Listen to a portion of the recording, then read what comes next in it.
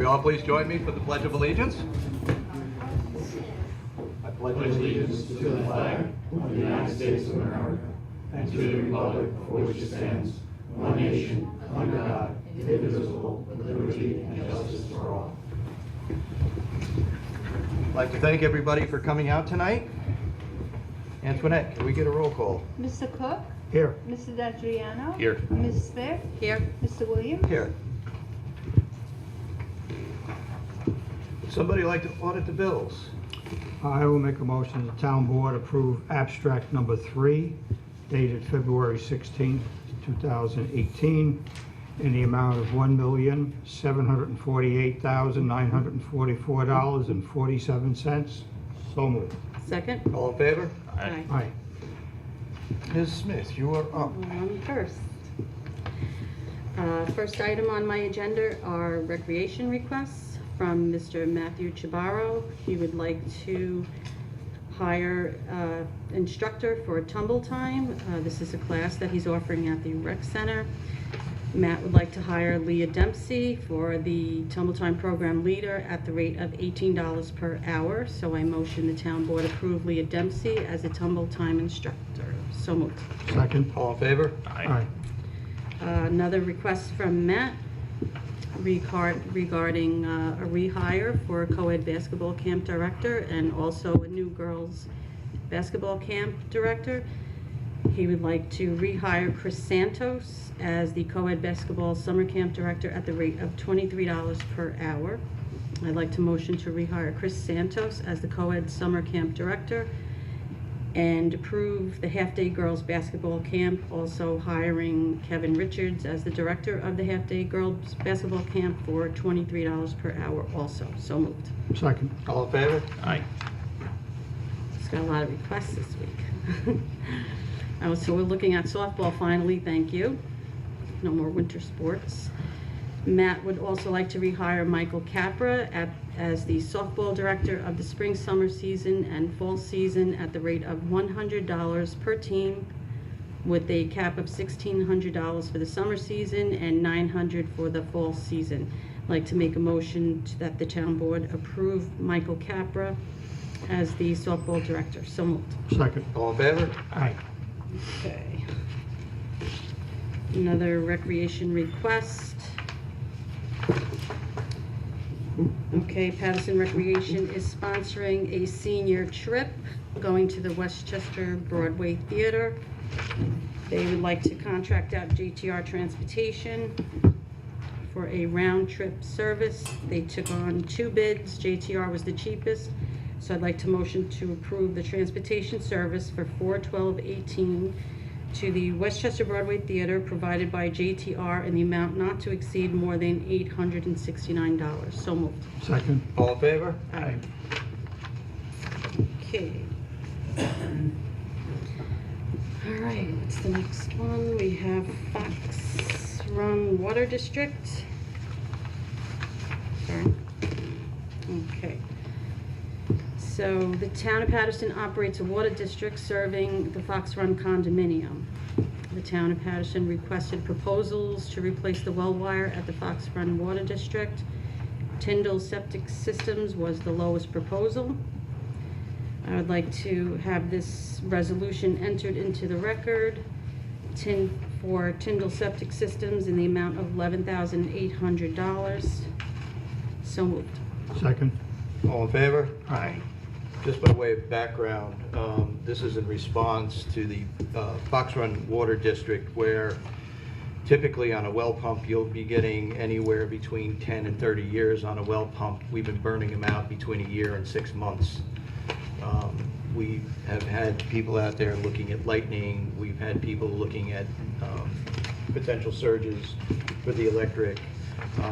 The company we have been using to replace the well pumps has identified that there is a short in the wiring, that the wiring is undersized, which is why we are spending this. We will be approving at the next meeting the cost of the replacement of the well pump in addition to the amount we have just authorized. Good. Okay. The next item on my agenda is the Land Use Leadership Alliance Resolution. So, The Land Use Law Center of Peace University School of Law has established a program for training and supporting local officials, private sector representatives, and civic leaders in land use decision-making. This is called the Land Use Leadership Alliance. I'd like to approve the resolution that the town board would like to continue its sponsorship of these training sessions. With that being said, it being understood that the official sponsorship by the town does not obligate the town to contribute any funding toward the center or any programs. So I'd like to make a motion to enter this resolution into the record as read. So moved. Second. All in favor? Aye. Aye. Peter, you're up. All right, first item on my agenda is EMS requests for EMT training. I have a memo here from Denise Montana, our EMS administrator. She is requesting to contract with Target Solutions. It's a training company where they provide online CME training and driver safety training and all the different training, OSHA training, all the different trainings that the EMTs are required to have for their certifications and also to work on an ambulance. So she's requesting for $2,793, which includes $89 per person, and there is also, that includes a 10% discount setup fee. So I think for the amount of training they're going to get out of it, and if it's online, they could do it while they're working in their downtime. They can do their That is the log plan. online and take care of all their training. So I think it's a good deal. So I'd like to make a motion to approve $2,793 for the EMS training. So moved. Second. All in favor? Aye. Second item on my agenda is CSLAP, CSLAP. So the Putnam Lake Park Lake Advisory Board has agreed to sign up again. I have an application here. CSLAP is a joint venture between the New York State Department of Environmental Conservation and the New York State Federation of Lakes. So they do sampling from the lakes. They do. We've been participating since 2013. So I'd like to make a motion to approve the application for us to participate, for Putnam Lake to participate in the CSLAP. So moved. Second. All in favor? Aye. Last budget transfers. If I could just, Sure. that includes the membership in the Lake Association, the Federation of Lake Association. Correct. For the amount of $175? Correct. Okay. Budget transfers. I'd like to make a motion to accept the adjustment request 02, appropriated fund balance, $50,714 to machinery, equipment, and capital outlay expense account. And budget transfer request 3 from the workers' compensation, $5,000 from workers' compensation, VFBL, to the Putnam Lake Fire contractual. And budget transfer 4, which is a receiver of taxes training to receiver of taxes contractual. So moved. Second. All in favor? Aye. That is all I have. Okay, Charles. The next on the agenda is the Frogs request to use the meeting room here at Town Hall. That's been superseded by Frogs contacting the Recreation Center, and they'll be using that down there as a rental, and there's no need by the town board for any action.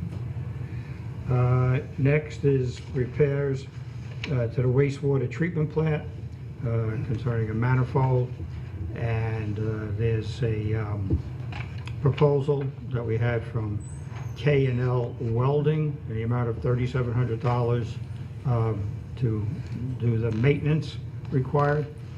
So I'll make a motion that the town board approve that expenditure in the resolution before us as read. So moved. Second. The amount is $3,700. That's right. All in favor? Aye. Aye. Next is the planning department scanner.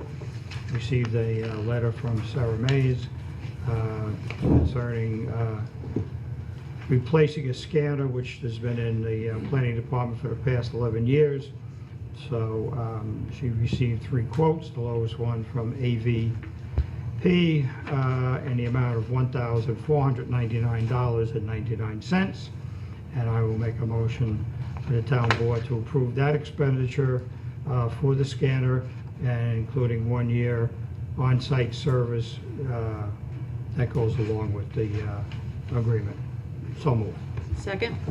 Discussion. I just want to point out that the reason we chose going with AVP is the price included 1 year on-site service. There was an actual lower price, but it didn't include the service. All in favor? Aye. Next, we have Veterans Memorial Park, and they want to meet with the board to discuss Arbor Day 2018. And I see that we have 2 distinguished members of the advisory committee. So I'd ask them to come up and speak to. We have Joe There. Downey with us here tonight and Bill Yellett. Come on, Bill. To the mic, because it all gets picked up on the mic. Good evening, Supervisor William and board and the audience. My name is Joe Downey. I'm the chairperson of the Veterans Memorial Park Advisory Board. We're on 65 Maple Avenue. If you haven't been over there, beautiful park. And this is one of my board members, Bill Yellett. And Bill has a great idea to do Arbor Day, celebrate Arbor Day at the park this year on Saturday, April 28th. And we'd like to talk to you all about that and a few things that we'd like to do there. And Bill, would you like to? Basically, we're looking to plant 5 trees, 3 service berries out front. It's great for wildlife, the birds, and they stay about 10 to 15 feet tall. 1 specimen tree, a scarlet oak. We're going to have that over on the northeast corner. And then we're going to have a trident maple, because I want to keep with the maple theme, because from what I hear, Maple Avenue used to have all maples on it, so I figure I'll plant a maple and bring back the past. So the way I look at it, we got the past, we got the present with the service berries, and the future with the oak. I think it'd be a great opportunity to have the community there and come join us on Arbor Day. Bill, what's the time frame for your It is Planting? from about 9 to 1. ninth? One of the things I'd like to mention on the on where we're looking to put the specimen tree, it's in an area of the park where it's not, it's a little bit out of the way, but we're thinking maybe we could make the tree in honor of someone and maybe put a bench over there, so it'd be like a little place for people to go sit and enjoy the beauty of the park. Is where it's located. You can see the whole park if you sit there, and it's not a very convenient location, but we feel the tree once it grows, it'll be really some nice place to go sit and read a book and reflect. And we're hoping for if there was somebody that maybe a member of the community that passed on, or an organization maybe that might be nice to recognize, because the tree will be hopefully a couple 100-year tree. Sure. I think that's a great idea. We will certainly be looking for recommendations from your board on, how we can dedicate it, as well as maybe any town board members, if you have any suggestions. Has the board started thinking about purchasing the trees? We've gotten a few prices so far. Bill got some prices locally, and we're going to shop around a little bit, but we're just going to try and decide whether we want to go with a small tree for less money or a large tree for, of course, it's going to cost more. Bill is a very experienced, this is what he does for work, tree man, and he's going to oversee the whole project. So, have you given thought as to who is going to be actually planting the tree, whether it's going to be the contractor? It'll or be this either is gonna us go or to the- volunteers. We're going to all work together. Everybody on the board that didn't show up tonight will be the ones doing the work, actually. Bill and I will be overseeing it. But if I may, in the spot in front of the parking area where the caretaker's house is, there was trees there for years. And at another event that Bill had planned this past year, it's our park day. We dug up the remains of the old stumps, and just be nice to put something back out there again, just to kind of soften up the front. Yeah. Well, I think that's an absolutely fabulous idea. I commend you both for, moving this forward. And, I would just like to thank you. I know you both work tirelessly for this park, and it's always kept in beautiful shape. Thank you. So thank you for all your hard work out there. Thank you. Okay, Thank you. thanks, guys. Okay, Looking at. okay. All right, I'll pass this around to everybody. All right, first on my agenda is we have received a request from Lapcore LLC to designate their property as a floating zone for commercial recreation. I've provided everybody with a copy of their site plan to take a look at. You also have in your packet the environmental assessment form, a narrative about what they're proposing to do. And I prepared for you a kind of a procedures checklist as well as a submission checklist about what's required in the applications based on the recently adopted zoning amendment that we had made. I would ask you all to take a look at that. This is where I really wish Sean was here to give us some input on this, but one of the issues that we are going to have to wrestle with initially is whether the town board or the planning board is going to do the secret review of this process, of this application. I know Charlie's fairly comfortable with that, and I'm fairly comfortable with that. I have no problem with the town board, doing lead agency on the project and then reviewing the environmental assessment form and making a determination. Typically, we have the planning board do that, but I don't know, it wouldn't be a good exercise for the town board to kind of go through the process. So those of you who don't know a lot about seeker would get a little bit more familiarity with that process.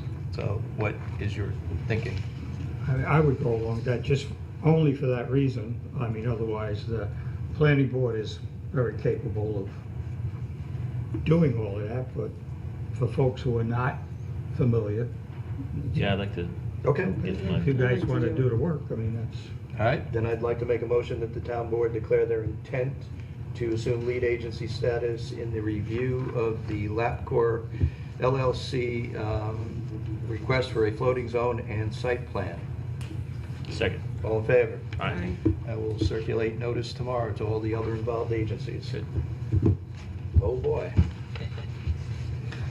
Okay, next on my agenda is a request, which I don't see here, from our county clerk. Our county clerk is looking to do a little bit of outreach and make things a little bit easier for our residents to have access to the services that the county clerk provides. One of those is passports. And so he is looking to use Patterson Town Hall Saturday, April 21st from 9 a.m. to 1 p.m. To open up shop. He has some requirements that he needs to have here, which are very easy to provide. But I commend Michael Bartolotti for reaching out to the community and moving his office around, making it easier, especially for a lot of our seniors who have trouble getting all the way over to the county center in Carmel. I would like the town board's blessing to arrange this for Michael and open town hall up on Saturday, April 21st.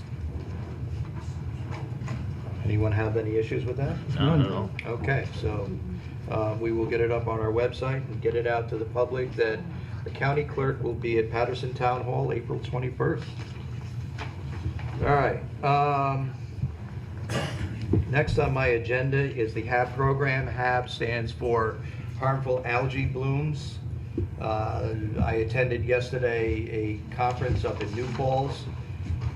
As way of a little background on this, the governor in his State of the Union proposed that 12 lakes be included in a project to take a look at harmful algae blooms and ways that they can be avoided within our lakes. We have a number of lakes within New York State that are suffering from harmful algae blooms, especially blue-green algae, which is an incredibly toxic form of algae.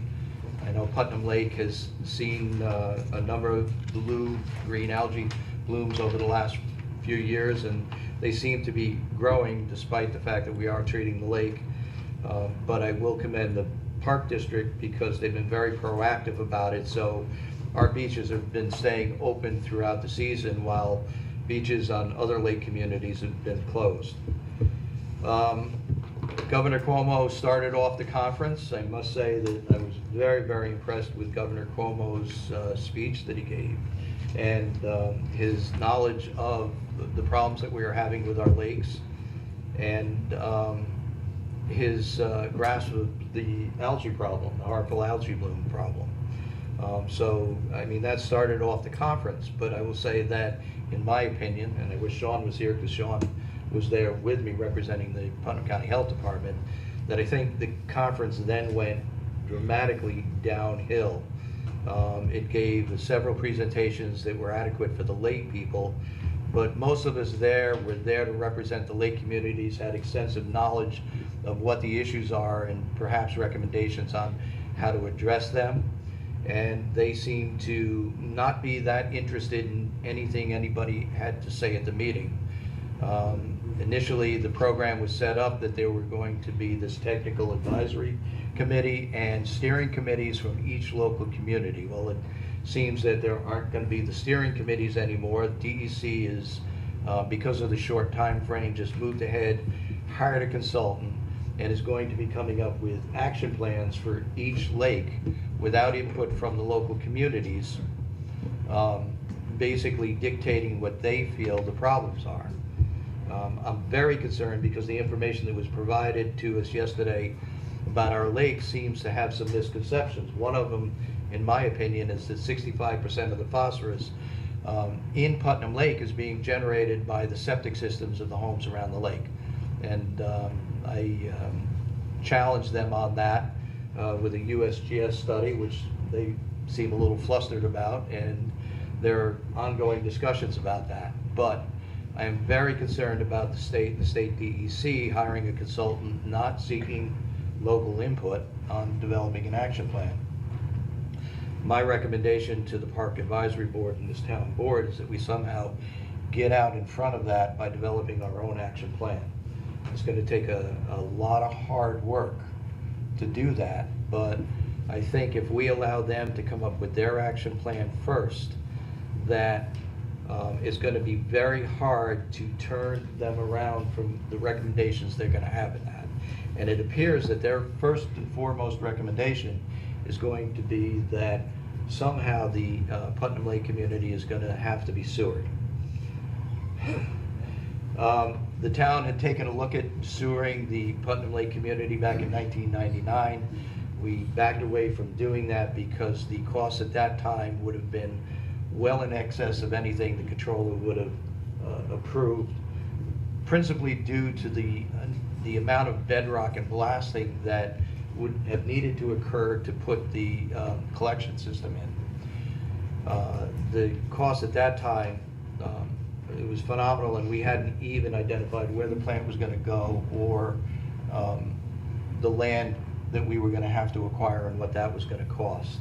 Can imagine what it's going to cost now. Imagine what it's going to cost now, 17 years later. But there are a number of other issues, that would steer us away from sewering Putnam Lake. Most people don't want to hear it, but typically groundwater recharge, 40% of your groundwater recharge is due to your septic systems that you're putting back into the ground. It's being filtered, it's taking out all the impurities with your septic waste, but that's 40% of your groundwater. If you all of a sudden put that into a sewer plant, well, you reduce your groundwater recharge by 40%, you're gonna lower your groundwater table. And so often when you're sewering these lake communities, you can't just sewer them. You have to talk about providing a water treatment plant as well, which only adds to the cost. Combined with the fact that I don't believe, personally, based on a USD study, that, you know, the lake problem has to do necessarily with the septic systems. And I think if we spend all this money and all this time putting a sewer system in, that at the end of the day, we're still gonna have a lake that has too much phosphorus in it, and we're gonna have to then spend additional funds to correct that. So, that being said, I'm, you know, certainly open to suggestions about how we move this forward. I would be happy to entertain, you know, after everybody's given a little time to think about it, possibly setting up our own internal steering committee to take a look at it. I know there are people very interested in being involved in that, including Ryan Taylor, who is a professor with SUNY Purchase, Hank, who has been phenomenal about including, you know, doing the CSLAP program with the town and doing the lake monitoring out there, and Mike and Pat, who are always very involved in the quality of the lake.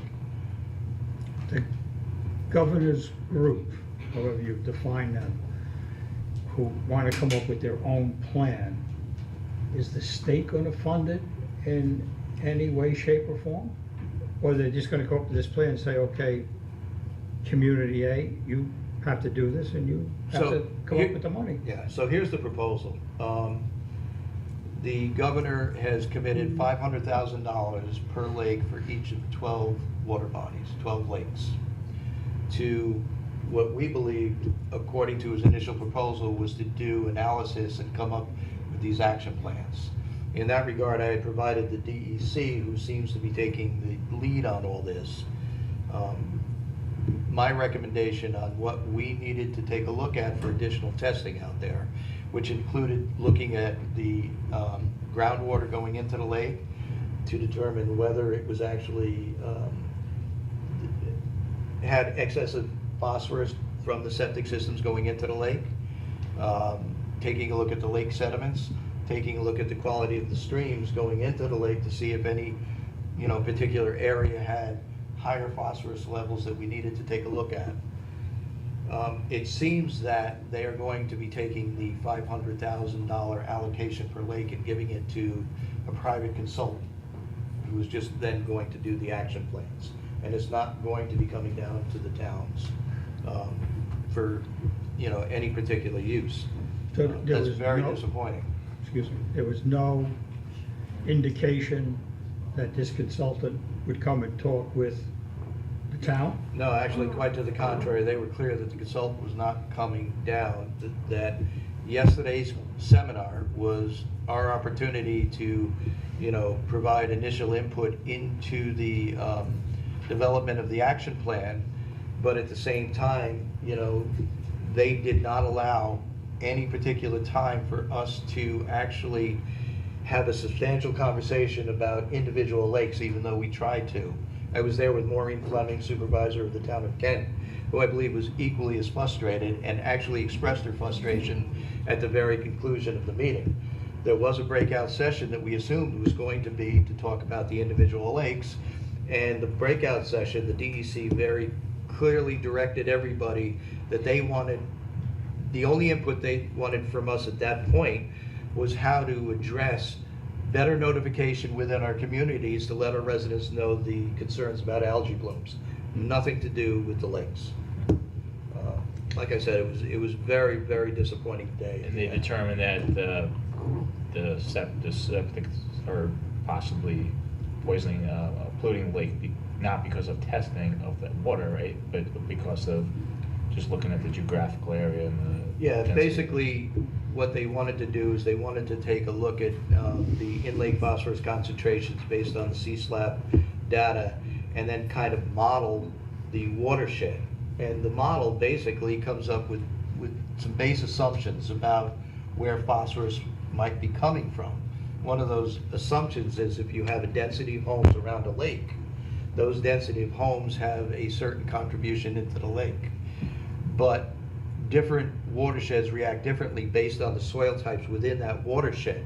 Some watersheds, like Putnam Lake, who has a lot of charl soils, which are very good about locking up phosphorus and not allowing the phosphorus to move through the soils, don't allow that phosphorus to go through the soils, hit the groundwater, and get transferred into the lake. And that's basically what a USGS study found in 1999.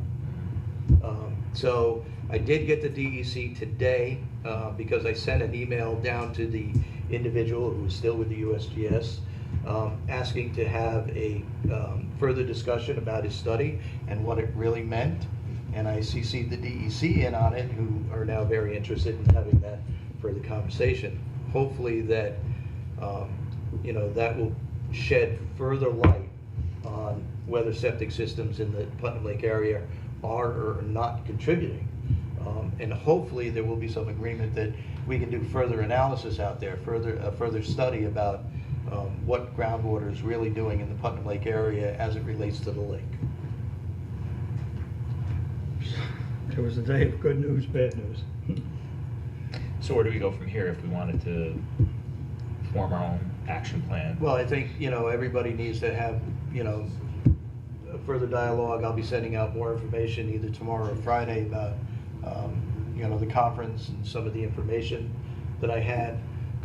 Clearly, the handouts that were provided to me from Putnam Lake had some minor variations on what we know the statistics are. They identified the lake as having, the lake surface being 222 acres. Everybody knows it's 226 acres. They changed the watershed numbers. The depth was off by a foot or two. So I'm not sure where they're getting their statistics from, but clearly we have a world of information at our fingertips because we've been very fortunate in the lake community that over the years we've had a number of different studies, including 3 recently, one by a student at SUNY Purchase on the water quality to replicate a study that was done back in 1986. We've had Dr. Taylor's students out there mapping out the topography of the lake, I'm going to say it that way, so that we know what the lake bottom looks like, we know what the depth is. And then we've had another woman, a Professor Efting. Do you remember which college she was with? Was it Marist? She was associated with one of the college, came in and with her students over a few months and again did an analysis of the quality of the water going into the lake. So we have a lot of good resources at our hands that we can provide. DEC doesn't have this, and the consultant doesn't have any of this. So we need to, convince them that they need to factor these things into their evaluation of their action plan. Okay. So, throw it on the agenda for further discussion. I know the Park Board is meeting, Putnam Lake Park Advisory Board is meeting tomorrow night. Maybe you can have a little bit of a discussion on what you would like to see happen and get back to us with some thoughts. And we'll see where we go. Good. Could I just ask a question? Yes. One of the residents had told me that they were expected to have their septic, I think, pumped every other year or Every 5 3 years. Every 5 years? So do you think that that could have a contribution to, not having it done in that amount of time, or the runoff from the leach fields? Is it? Generally, if there is a surface breakout of the leach fields, somebody knows it, somebody identifies it, and we get it fixed. The issue with not maintaining your septic system is an important one, because you can then potentially have a breakout, which would lead to, effluent possibly making its way towards the lake. But, as a general rule, simply not pumping your septic system out is not going to contribute to a water quality violation or put more phosphorus in the ground, but it does lead to other things. The requirement that each septic system has to be pumped out every 5 years, which is one that I support, it's a good one, comes from the MS4 general permit. It's a requirement that the state has put on local municipalities to develop a program for septic system inspections and to ensure that they are properly functioning. So we implemented that about 6 years ago, possibly 7 years ago. We are now starting to take a look at the database and those individuals who have not pumped their septic system as they should have. And, you know, we will be proceeding with notification letters, you know, again, making sure that people are aware. It is so critical that people pump your septic systems out because it leads to the health of your septic system and avoids some very costly repairs that you have to make if your septic system were to fail. The, who's doing the policing of this, if you will? Putnam County? The No. town? No, this is the, you know, somewhat distressing part of, you know, the part of the towns is septic systems and septic systems repair are clearly the jurisdiction of the health department. We have really no say in somebody, if they've got a failed septic system, they're repairing their septic system. Yeah, but is it the But health department that's following up and checking you to see if your septic system has been cleaned within the last 5 years? no, the health department is maintaining a database. Okay, I acquired that database a year or so ago. We used, Henry, if you remember, we used the intern. One of his Yes. projects was to review that database. We are also, Putnam County, the septic haulers are doing the inspections. They are providing the county and the towns inspection slips. We took those inspection slips and compared it to the county database. We made corrections. There are other corrections I know. The septic haulers are not always submitting the inspection slips the way they should. So there may be people who have done the inspections, are not in that database yet. So we will find that when we start contacting them. But, you know, the local towns and villages pushed back a little bit on the DEC on this requirement with the general permit because the DEC was making the towns responsible for inspections of septic systems, which is not within our purview. It's not our jurisdictional issue. okay. Anyone else? Going once? Okay. I have a couple of executive session issues to discuss on legal and personnel, which I will defer till the end of the agenda. With that, we come to other business. Does any town board member have any other business? Not at this time. I see our county legislator is with us tonight, Ginny Nazarino. Thanks for being here. Would you like to address the board at all? I do have a matter that I would like to share with you this evening. You want to just take it right out? Yeah, okay. Good evening. I would like to tell you about the newly formed Putnam County Veterans Medal Advisory Panel. I sit on the panel along with legislators Castellano and Ananizio, along with County Clerk Michael Bartolotti and Director of Veteran Affairs Carl Rohde, Kent Highway Superintendent Richie Othmer, and local attorney and Southeast resident Rod Cassidy. The panel was formed with the idea of reestablishing the tradition of presenting our veterans with welcome home medals. Nearly 100 years ago, on October 25th, 1919, Putnam County soldiers, sailors, and Marines were honored with a welcome home medal. We are a very patriotic county, and we thought it would be very befitting to honor our current servicemen and women with a replica of the medal that was originally presented nearly 100 years ago after World War I.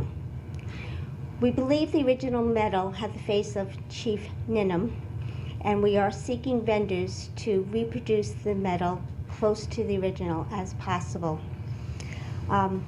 We are planning to host a series of ceremonies in various stages, and tentatively are going to begin with our World War II veterans and our Cold War veterans. We are hosting a pancake breakfast on March 10th from 9 to 11 at the VFW Memorial Hall in Carmel. And all proceeds will go towards funding for the medals. We are also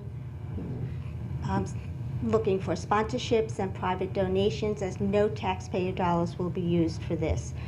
But I brought along some flyers with me this evening to share with all of you, and we hope that you will attend and support this very special endeavor. Thank you.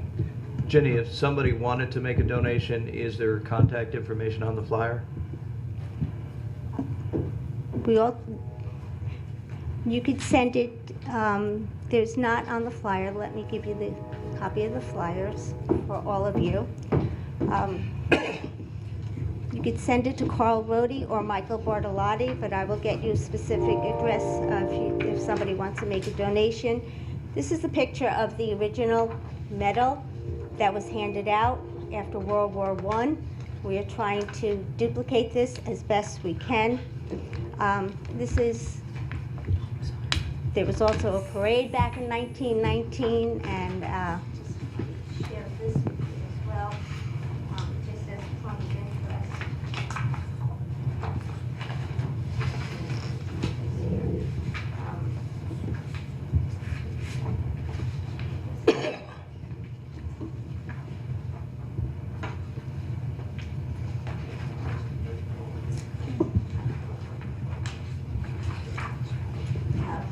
I'd like to also place, oh, there they are. I'm looking all over for it. Okay. This is a copy of the Putnam County Courier from October 31st, 1919. I'd like to pass this around for those who may be interested in looking at this. It is quite interesting. So we are doing what was done 100 years ago, and that was to honor our own and those who have served. So I hope that everyone comes out to support this. We think this is a wonderful thing for Putnam County to honor our veterans. On another note, I think you should be receiving a letter from our Chair of Protective Services, Legislator Paul Yonke. What it has come to our attention from the Emergency Services Advisory Board that numbers are not visible on our homes. And I remember back in the day when I first, some 20 years ago, there was a real campaign to have visible numbers on our houses. I know my particular home was given a new number to coordinate with our 911 plan. But over the years, it appears numbers may have been worn and are no longer visible, or houses have changed hands. So we're pushing for a campaign to really make people aware that should an emergency arise, they need to ask themselves the question, could first responders find your home? So that letter is forthcoming. I also want to touch base on our Fiscal Vision and Accountability Committee, which we recently met on February 22nd. Supervisor Williams was present. This comprises myself and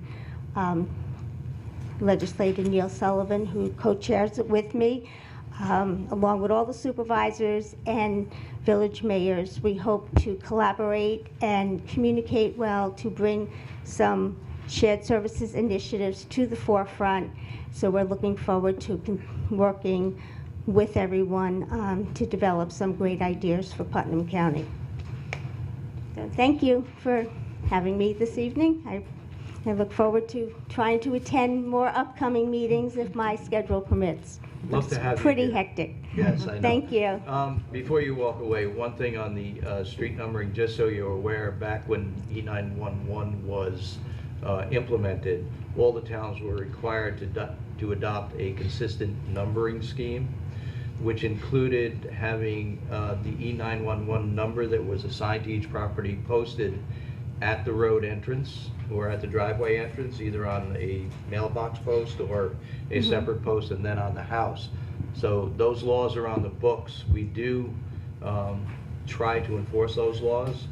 Usually it comes up when somebody has had a problem locating a house, then we step in and make sure numbers are posted. So we do have that in place. But it would be good to get the word out to make sure everybody is aware that, you know, if you don't have those numbers posted at the driveway entrance and then again on your house, when an ambulance is dispatched, it may lose precious minutes trying to find your house when you are most in need. And the same with the fire department. You know, if they have to look, that would give additional time for the fire to spread. So it is so critically important to make sure you've identified your house is properly identified with the numbers. So. Well, actually, Acting Commissioner Kenny Clare cited Patterson as being very proactive with having it on our website and having that enforced with the numbers posted on the homes and also illuminated. But I didn't realize that this is as prevalent as it is throughout Putnam County. So there is a campaign to raise the awareness, to have these numbers easily visible on all our homes. So it appears to be an issue that is of great importance, maybe in other communities.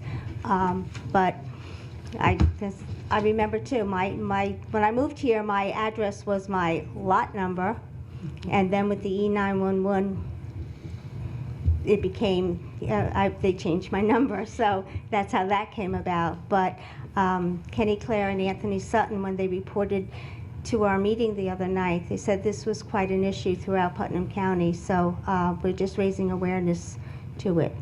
So thank you. Thank you. Thank you. The number, should they be a certain height? Is it 5 inches or 3 to 5 inches? I think it's 4 inches, but you could be right. But it is up on our website, and it is within our town code, which is also up online, if anybody ever wants to look at our town code. Typically, the numbers that they sell at Home Depot, that Yeah. you can stick on your mailbox or your front door are acceptable, but it seems to be a problem that's resurfacing, and it's very crucial Sure. to the health and the safety and welfare of our residents. Thank you Okay, very much. thank you. Thanks, yeah. Public recognition, anybody wish to be heard?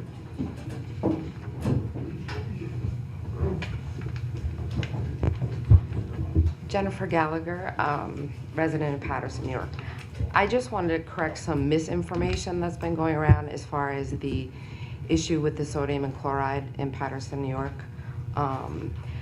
As recent as the December 13th meeting, I believe you had stated that the issue only affected the girls on the end of Sapling Court, but we know that this house is worse than either my house or Peggy's house. This house? This, yes. The sampling, all the sampling results that I've gotten showed that, No, you have this chart too. We all talked about this at a meeting with the New York Rural Water Association and with the, actually the Department of, actually the New York Bureau of Water Protection also has those results. So when, in my conversations with them the past couple of days, they said, why are we only talking about these two houses all the time?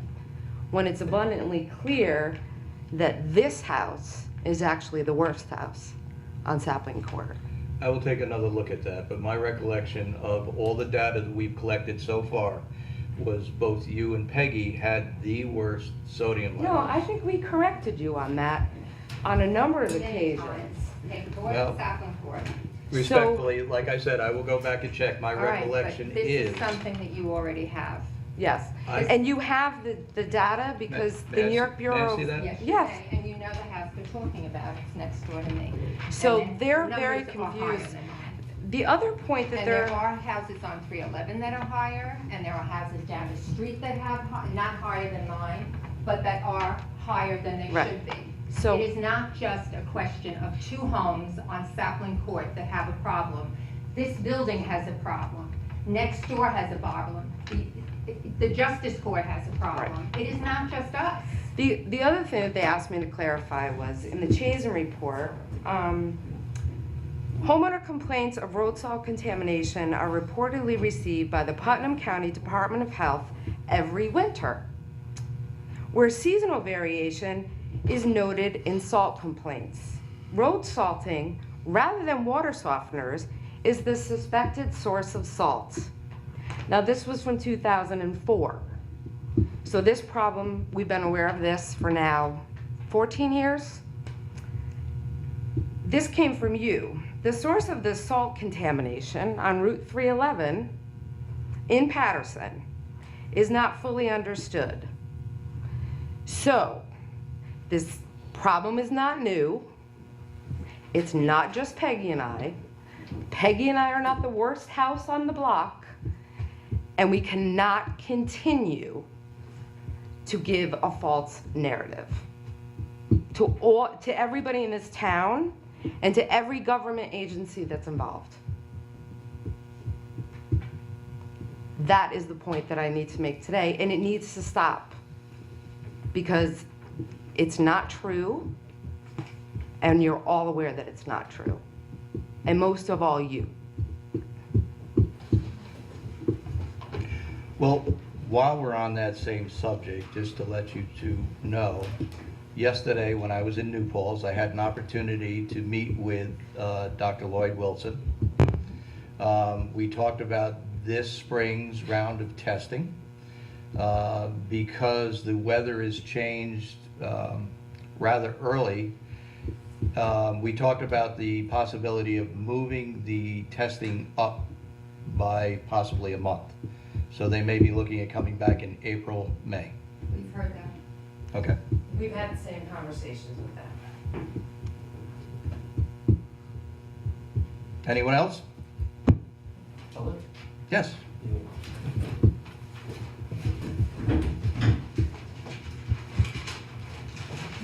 Just a few hundred pages. Bill Yellett, 18 North Street, Patterson.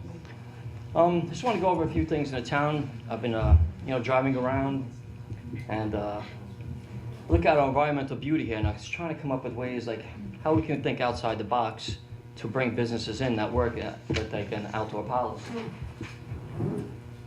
And thinking about a box, one thing, outdoor recreation generates $760 billion a year.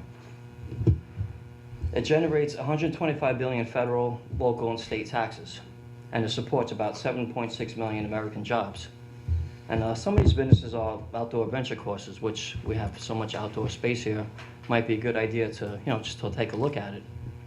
Tough Mudder, hiking, biking, and all that.